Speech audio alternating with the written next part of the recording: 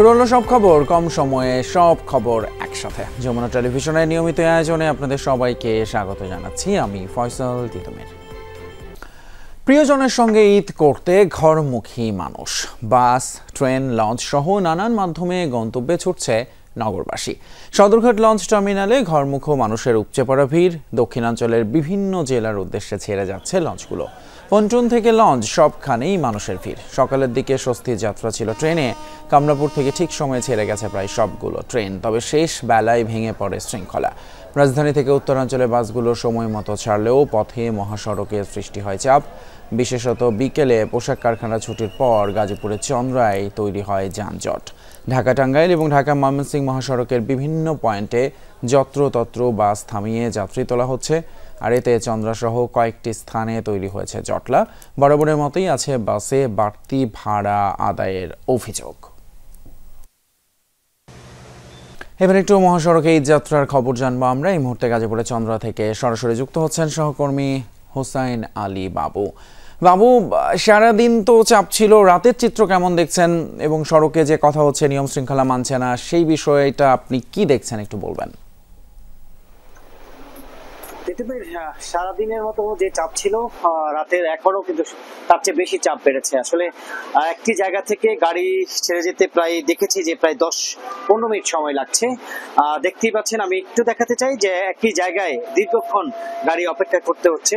যাত্রী ভরে যেসব গাড়িগুলো আসলে ঢাকা থেকে ছেড়ে আসছে, এই চন্দ্রা মোড়ে এসে তাদেরকে আসলে দীর্ঘ সারি এবং দীর্ঘক্ষণ অপেক্ষা করতে হচ্ছে। আমরা যতটুকু খবর নিয়েছি, এই খাড়াজোড়া থেকে একেবারে গাজীপুরের যে কোনাবাড়ি, সেই কোনাবাড়ি পর্যন্ত আসলে এই গাড়ির দীর্ঘ সারি সৃষ্টি হয়েছে। সেক্ষেত্রে আসলে বলবো যে প্রায় 10 কিলোমিটার দীর্ঘ সারি সৃষ্টি হয়েছে। তার পাশাপাশি বরাবরের মতোই যে যাত্রীরা তারা অভিযোগ করছে যে তাদের বাড়তি ভাড়া, সেই বাড়তি ভাড়া কিন্তু এখনো আদায় হচ্ছে। তারা বিভিন্ন এখানকার যারা প্রশাসনে যারা রয়েছেন তাদের কাছে অভিযোগ করেছেন, সেক্ষেত্রে আসলে কোনো ফলাফল তারা পাচ্ছে না। তার পাশাপাশি হচ্ছে বাড়তি ভাড়ার কারণে আসলে যাত্রীরা বিকল্প পথ খুঁজছে। বিকল্প পথ হচ্ছে বিভিন্ন ট্রাকের উঠে তারা আসলে যাচ্ছে, সেখানে আসলে তাদের কম ভাড়া অনেকটা কম পাচ্ছে। যেখানে 1000 টাকা ভাড়া চাওয়া হচ্ছে বাসে, ট্রাকে তারা 300-400 টাকা হলে আসলে জীবনের ঝুঁকি নিয়ে তারা বাড়ি ফিরছেন। রাত 12টা বাজে আপনি দেখতেই পাচ্ছেন গাড়ির যে একটি জায়গায় দাঁড়িয়ে আছে, সেই জায়গায় কিন্তু প্রায় 10-15 মিনিট হয়ে গেছে, এখনো কিন্তু আসলে গাড়ি জায়গা থেকে ছুটছে না। আমরা হাইওয়ে পুলিশের সাথে কথা বলেছি, তারা যেটা জানিয়েছেন যে আসলে বিভিন্ন জায়গায় আসলে গাড়িগুলো দাঁড় করিয়ে যাত্রী উঠানোর কারণে আসলে এই যে জটলা, সেই জটলা সৃষ্টি হয়েছে। এই জটলা আসলে রাত শেষ না হওয়ার জন্য শেষ হবে না, কিন্তু এই যে উত্তরবঙ্গের যে রাস্তা দিয়ে যাচ্ছে সেখানে হচ্ছে 2 লাইন, সেটা কিন্তু 4 লেনে যে রাস্তাটা সেটাও কিন্তু আসলে খুলে দেওয়া হয়েছে। 4 লেনে যাওয়ার পরে কিন্তু আসলে কোনোভাবেই এই চন্দ্রা মোড়ের যে জটলা সেটা কিন্তু একেবারেই স্বাভাবিক হচ্ছে না। হোসাইন আলী বাবু, ধন্যবাদ আপনাকে। যেমনটি বলছিলেন যে চন্দ্রা থেকে যেহেতু সরকারি ছুটি শুরু হচ্ছে, আসলে গাড়ির চাপও অনেক বেড়ে গেছে রাতে। 3 জেলায় সড়ক দুর্ঘটনায় প্রাণ গেছে 9 জনের। শেরপুরে ট্রাক অটোরিকশার সংঘর্ষে নিহত 3 জন, আহত হয়েছেন 2 জন। বুধবার রাতে পৌর এলাকার মোবারকপুর মহিষের বন নামক স্থানে এই দুর্ঘটনা ঘটে।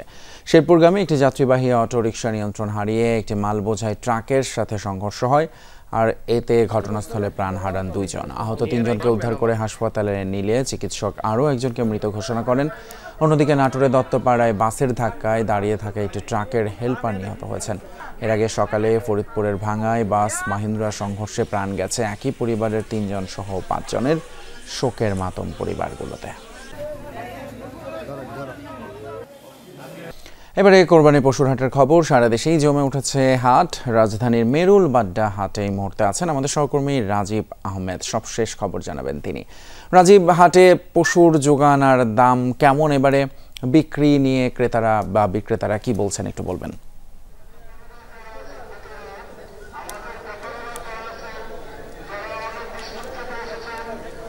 আমি এই মুহূর্তে আছি মেরুল বাড্ডা গরুর হাটে।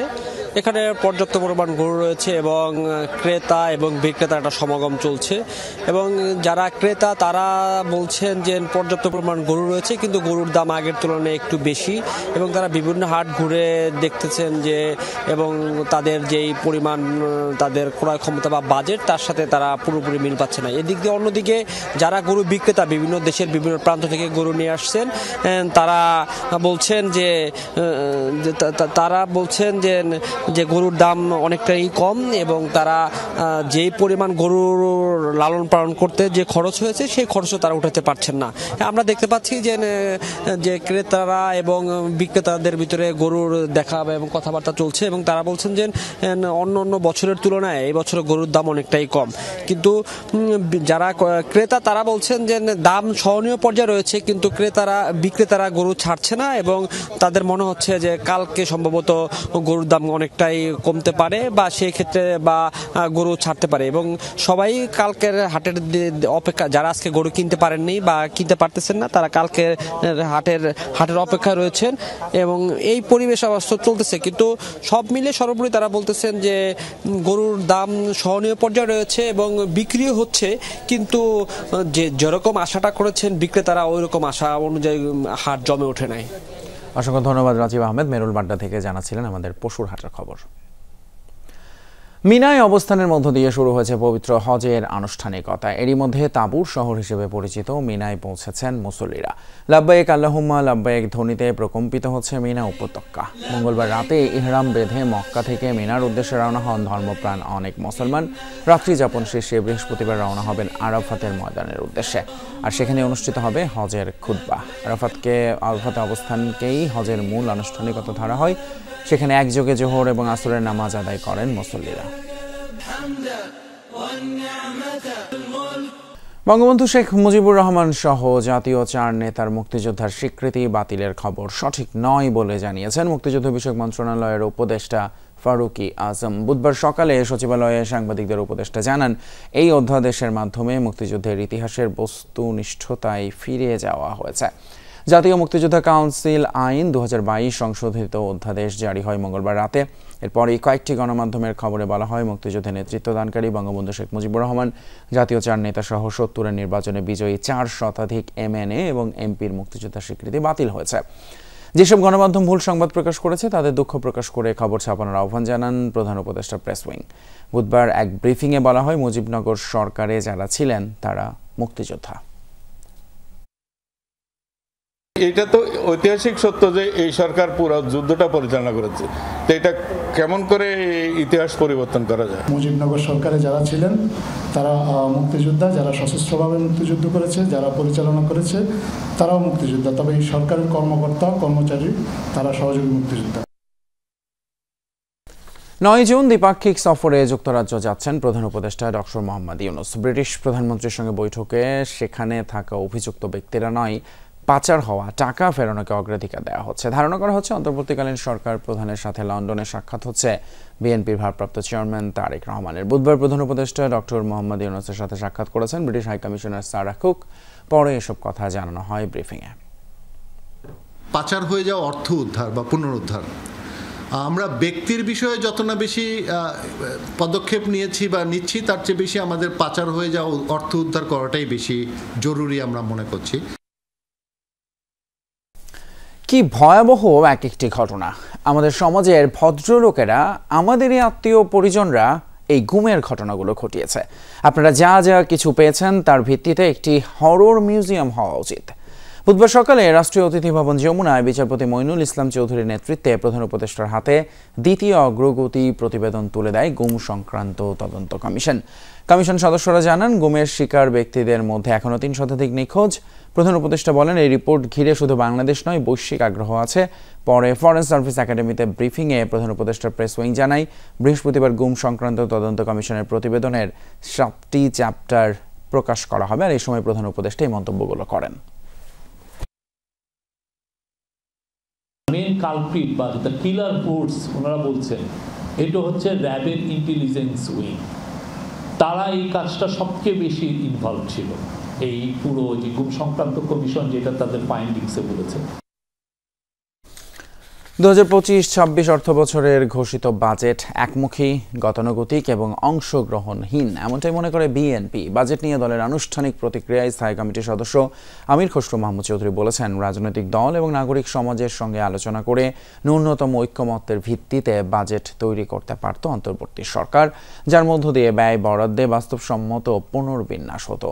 বুধবার গুলশানে চেয়ারপারসনের কার্যালয়ে 2025-26 অর্থ বছরের বাজেট নিয়ে আনুষ্ঠানিক প্রতিক্রিয়া জানায় বিএনপি। প্রণয়ন একমুখী, অংশগ্রহণহীন ও গতানুগতিক। বাংলাদেশের সাধারণ মানুষের জীবনযাত্রার মান হচ্ছে যে কোনো বাজেটের প্রধান লক্ষ্য হতে হবে। তার জীবনযাত্রার মান যাতে এফেক্ট, সেটা আপনার কর পলিসির মাধ্যমে হোক, সেটা সরকারি যে কোনো নীতি, মানে সোশ্যাল সেফটি নেটের কথা বলেন, প্রথম লক্ষ্য হওয়া উচিত। সেইগুলো উপেক্ষিত হচ্ছে। আমাদের দুঃখটা সেখানে। দল চালাতে এবার ক্রাউড ফান্ডিং বা গণতহবিল কার্যক্রম শুরু করলো জাতীয় নাগরিক পার্টি এনসিপি। কার্যক্রমের উদ্বোধন করেন দলটির আহ্বায়ক নাহিদ ইসলাম। জানান, আয় ব্যয়ের সব হিসেব ওয়েবসাইটে সাধারণ মানুষের জন্য দেয়া থাকবে। প্রতি বছর সেই হিসেব দেওয়া হবে নির্বাচন কমিশনেও। জানান, এনসিপির নিবন্ধন আবেদন এই মাসেই ইসিতে জমা দেওয়া হবে। জুলাই অভ্যুত্থানের নেতৃত্ব থেকে উঠে আসা তরুণদের রাজনৈতিক প্ল্যাটফর্ম জাতীয় নাগরিক পার্টি এনসিপি। আনুষ্ঠানিক যাত্রা শুরুর পর এর কার্যক্রম পরিচালনায় যোগ হলো পৃষ্ঠপোষকতার ব্যতিক্রমী উদ্যোগ। এখন থেকে যে কেউ চাইলে তার সামর্থ্য মতো এনসিপিকে আর্থিকভাবে সহায়তা করতে পারবে। ওয়েবসাইট এবং দলীয় অ্যাকাউন্টের মাধ্যমে দলের কর্মী, দেশি বিদেশি শুভানুধ্যায়ীরা সহায়তা দিতে পারবেন। আমাদের যেই প্রতি বাৎসরিক রিপোর্ট, সেই রিপোর্টে আয়ের উৎস, ব্যয় সামগ্রিকভাবে সেটা আমরা প্রকাশ করব এবং নির্বাচন কমিশনের কাছে আমরা যখন রেজিস্ট্রেশন নিতে যাব, আমাদের এই মাসে সকল কাগজপত্র জমা হবে। যেহেতু আমাদের দল একটা এখন প্রাতিষ্ঠানিক রূপে যাচ্ছে, রেজিস্ট্রেশন আমরা আশা করি আমরা দ্রুত সময়ের মধ্যে পাবো। জ্ঞাত আয় বহির্ভূত 84,35,128 টাকার সম্পদ অর্জন করেছেন সাবেক শিক্ষামন্ত্রী মহিবুল হাসান চৌধুরী নওফেলের স্ত্রী ইমা ক্লেয়ার বার্টন। এই অভিযোগে তার বিরুদ্ধে মামলা করার সিদ্ধান্ত নিয়েছে দুর্নীতি দমন কমিশন। দুপুরে ব্রিফিংয়ে এই তথ্য জানান দুদক মহাপরিচালক আক্তার হোসেন। তিনি বলেন, ইমা ক্লেয়ার বার্টনকে সম্পদের হিসেব জমা দেওয়ার নির্দেশ দেওয়া হয়, তবে নির্ধারিত সময়ের মধ্যে হিসেব জমা দেননি তিনি। সময় বৃদ্ধির আবেদনও পাওয়া যায়নি।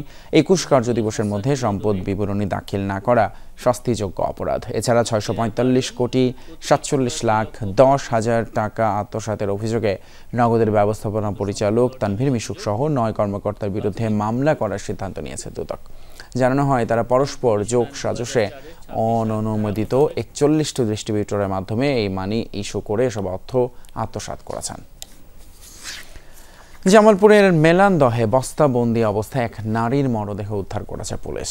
সন্ধ্যায় উপজেলার মামা ভাগ্নে এলাকার বেইলি ব্রিজের নিচ থেকে এই বস্তাবন্দি মরদেহ ভাসতে দেখে স্থানীয়রা। খবর পেয়ে পুলিশ ঘটনাস্থলে এসে অজ্ঞাত নারীর মাথাবিহীন মরদেহ উদ্ধার করে। মৃতের 2 হাতের কবজিও কাটা ছিল। ময়নাতদন্তের জন্য মরদেহটি হাসপাতালের মর্গে পাঠানো হয়েছে। মৃতের পরিচয় শনাক্ত করে আইনগত ব্যবস্থা নেওয়ার কথা জানিয়েছে পুলিশ। কক্সবাজারে সরকারি খাস জমিতে অবৈধ স্থাপনা উচ্ছেদে অভিযান চালিয়েছে জেলা প্রশাসন, কক্সবাজার উন্নয়ন কর্তৃপক্ষ এবং দুদক। বুধবার সন্ধ্যায় শহরের Kolatoli hotel motel zone Sugandha পয়েন্টে 200 কোটি টাকা মূল্যের সরকারি খাস জমিতে অবৈধ স্থাপনা গুড়িয়ে দেয় প্রশাসন। জানায়, একটি ভূমিগ্রাসী চক্র সরকারি খাস খতিয়ানের 2.5 একর জায়গা জাল দলিল করে শতাধিক দোকান ঘর নির্মাণ করে। ঈদের ছুটিতে সুযোগকে কাজে লাগিয়ে তড়িঘড়ি করে অবৈধ স্থাপনা ভাড়াও দেওয়া হচ্ছে। এমন অভিযোগের সত্যতা পেয়ে তা গুড়িয়ে দেওয়া হয়। খুলনায় ঈদ উপলক্ষে ঘরে ফেরা যাত্রীদের হয়রানির অভিযোগে বাস কাউন্টারে অভিযান চালিয়েছে নৌবাহিনী। বিকেল থেকে রাত পর্যন্ত পরিবহন কাউন্টারগুলোতে অভিযান চালানো হয়। দূরপাল্লার পরিবহনগুলোতে অতিরিক্ত ভাড়া আদায় সহ দালালের দৌরাত্মে যাত্রীরা হয়রানির শিকার হচ্ছে এমন অভিযোগের প্রেক্ষিতে প্রথমে রয়্যাল মোড়ের বাস কাউন্টারগুলোতে এবং পরে সোনারাঙ্গা আন্তর্জেলা বাস টার্মিনালের কাউন্টারগুলোতে এই অভিযান চলে। ঈদে মানুষকে স্বস্তি দিতে এমন অভিযান অব্যাহত থাকবে বলে জানিয়েছেন নৌবাহিনীর সদস্যরা। কোরবানি ঈদ উপলক্ষে ঢাকার কেরানীগঞ্জে 3,000 পরিবারের মাঝে ঈদ সামগ্রী তুলে দেওয়া হয়েছে। বুধবার আগানগর আমবাগিচা এলাকায় নামাজ ঘর মানব সেবা সংস্থার প্রতিষ্ঠাতা আয়নাল হোসেন এই উপহার সামগ্রী বিতরণ করেন। এ সময় অসহায় পরিবারদের মাঝে ঈদ উপলক্ষে চাল, ডাল, আটা এবং সেমাই সহ বিভিন্ন খাদ্য সামগ্রী তুলে দেওয়া হয়। সংস্থাটির প্রতিষ্ঠাতা জানান, ঈদের আনন্দ সবার সাথে ভাগাভাগি করে নিতেই এই কার্যক্রম। ঈদের আগে প্রয়োজনীয় পণ্য পেয়ে সন্তুষ্টি প্রকাশ করেন উপহার ভোগীরাও। পিরোজপুর জেলা ছাত্রদলের কমিটি ঘোষণা করে আনন্দ মিছিল করেছেন নেতাকর্মী ও সমর্থকেরা। বিকেলে জেলা স্টেডিয়াম থেকে একটি মিছিল বের হয়ে শহরের গুরুত্বপূর্ণ সড়ক প্রদক্ষিণ করে গোপাল কৃষ্ণ টাউন ক্লাব মাঠে গিয়ে শেষ হয়। সেখানে সমাবেশে অংশ নেন কয়েক হাজার দলীয় নেতাকর্মী। এ সময় বিএনপি চেয়ারপারসন খালেদা জিয়া ও তারেক রহমানের শুভেচ্ছা জানানো হয়। এর আগে গত মঙ্গলবার এক প্রেস বিজ্ঞপ্তির মাধ্যমে জেলা ছাত্রদলের 11 সদস্যের কমিটি ঘোষণা করা হয়েছিল। এক সপ্তাহের মধ্যে রাজধানীতে 2টি শোরুম উদ্বোধন করল দেশের শীর্ষস্থানীয় ফ্যাশন ব্র্যান্ড হুর। ওয়ারির নতুন শোরুমটি হুরের সমৃদ্ধি এবং গ্রাহকদের দেশি বিদেশি সব ধরনের পোশাকের চাহিদা পূরণের প্রতিশ্রুতির একটি গুরুত্বপূর্ণ পদক্ষেপ হিসেবে দেখা হচ্ছে। বুধবার আউটলেটটি উদ্বোধন করেন যমুনা গ্রুপের চেয়ারম্যান অ্যাডভোকেট সালমা ইসলাম। জানান, দেশি সুতি কাপড়ের ঐতিহ্য ফিরিয়ে আনাই ফ্যাশন ব্র্যান্ড হুরের লক্ষ্য। আর ক্রেতার চাহিদার কথা মাথায় রেখে অত্যাধুনিক সব ডিজাইনের পোশাকে সাজানো হয়েছে শোরুমটি। উদ্বোধনের দিন ক্রেতা ও দর্শনার্থীদের ঢল ছিল চোখে পড়ার মতো। ছাড়কৃত মূল্যে পণ্য কিনতে পেরে খুশি ক্রেতারা। 2020 সালে যাত্রা শুরু করে যমুনা গ্রুপের অন্যতম প্রতিষ্ঠান ফ্যাশন ব্র্যান্ড হুর। দেশের প্রতিটি জেলায় হুরের পোশাক পৌঁছে দেওয়া লক্ষ্য বলে জানিয়েছে ব্র্যান্ড কর্তৃপক্ষ। বাংলাদেশের শুধু লোকজন নয়, এটা বাইরের দেশের অনেকে একসাথে মিলে এই হুরের কাপড়গুলো তৈরি করা হয়। এই হুরের যে ডিজাইন, এই ডিজাইনও তারা এরকম বিদেশের থেকে এই ডিজাইনগুলো ফলো করা হয় এবং তারা আসে আমাদের এখানে, আমাদের বাংলাদেশের সাথে একত্রিত হয়ে সম্মিলিত হয়ে এই হুর এগিয়ে যাচ্ছে। ঈদ উল আজহা উপলক্ষে দক্ষিণ এশিয়ার বৃহত্তম শপিং মল যমুনা ফিউচার পার্কে চলছে হোম অ্যাপ্লায়েন্স উৎসব ফ্রিজের মেলা। আর সেখানে এক ছাদের নিচে থাকছে সেরা সব ব্র্যান্ড, আধুনিক প্রযুক্তির সব ফ্রিজ। মেলার সপ্তম দিনেও জমজমাট বেচা কেনা। যমুনা ফিউচার পার্কের ওয়েস্ট কোর্টে সকাল 11টা থেকে রাত 11টা পর্যন্ত চলছে এই মেলা। ফ্রিজের মেলায় মিলছে সেরা ফিচার সমৃদ্ধ ফ্রিজের এক্সক্লুসিভ সব কালেকশন। সব পণ্যের উপর ক্রেতারা পাচ্ছেন আকর্ষণীয় ডিসকাউন্ট। মেলায় অংশ নিয়েছে যমুনা, এলজি, ভিশন, হিটাচি সহ দেশি বিদেশি ইলেকট্রনিক্স এবং হোম অ্যাপ্লায়েন্স ব্র্যান্ডগুলো। তবে ক্রেতাদের পছন্দের শীর্ষে যমুনা ফ্রিজ। আয়োজকরা বলছেন, বৈচিত্র্যপূর্ণ ব্র্যান্ড, সেরা ফিচার আর দারুণ অফার, সব মিলিয়ে এই মেলা ক্রেতাদের দিচ্ছে ভিন্নধর্মী, সুবিধাজনক এবং আনন্দদায়ক শপিং অভিজ্ঞতা। বিশেষ এই আয়োজন চলবে 6ই জুন পর্যন্ত। এই ছিল আমাদের সব খবরে আজকের আয়োজন। এতক্ষণ সাথে থাকার জন্য ধন্যবাদ আপনাদের সবাইকে।